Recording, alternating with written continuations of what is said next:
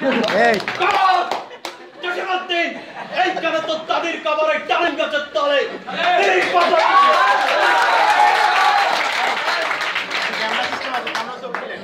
আমি ভয়ে স্যারের নিচে লুকিয়েছি আর যারা ছিল ভিতরে তারা মোটামুটি ভয় পায় সবাই 10 দেখেছে রেটিং দিল 10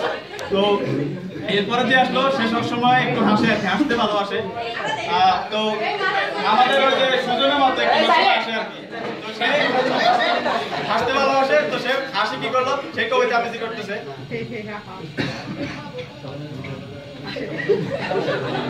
কমল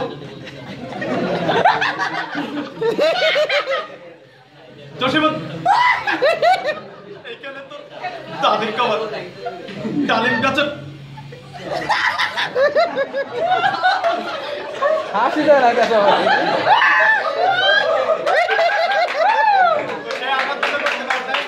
সে চলে গেল এরপর যে আসলো সে ঠিক তার উল্টো মানে সে কান্না কান্না ভাব সবসময় বিতু টাইপের তো সে আসলো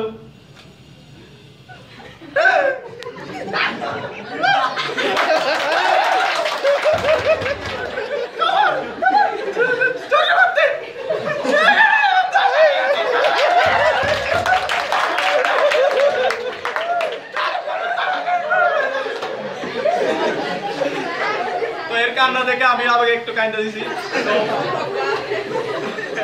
এরপরে যে আসলো সে তোতলা আমি ভাববারই পারি না তোতলা আসছে সে আসছে কবিতা আবৃত্তি করার জন্য তো সে আসলো নাম হচ্ছে তার হরিপাল আমি চিনি তো সে আসলো বাপসাপ নিয়ে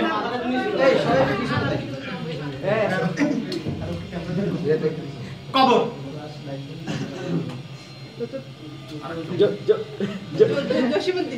জসীমউদ্দিন এইখানে তোর দাদির কবর ডালিম গাছের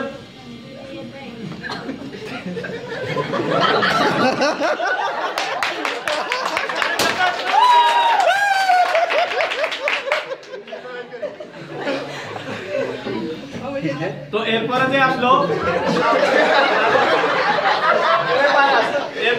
আমি চিনবারে পারি না ঢাকা শহরে প্রায় জায়গায় অলিতে দেখা যায় টাকা কালেকশন করে হিজড়া সম্প্রদায় তো এদের একজন হলো কবিতা আবৃত্তি করার জন্য তো সে কিভাবে আসলো দেখেন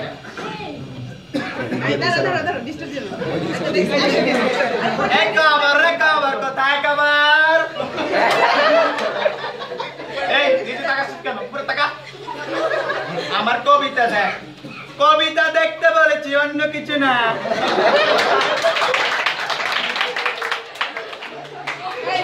এইখানে তোর দাদির কবর কোথায় এইখানে তোর দাদির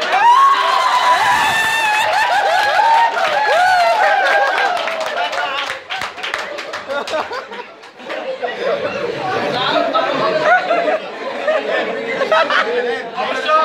এর আবৃত্তি আমার খুব ভালো লাগছে আমি তো মার্ক দিছি বসে বসে এরপরে যে আসলো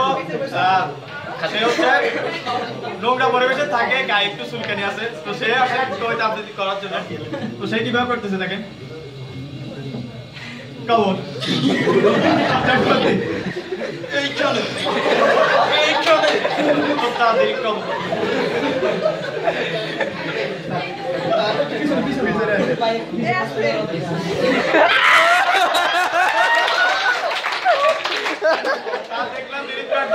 সেও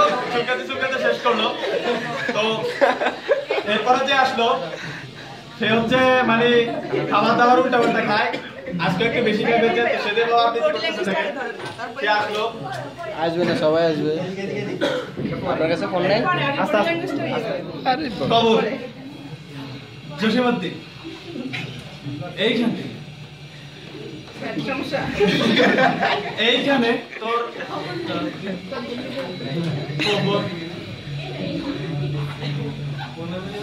এইখানে তোর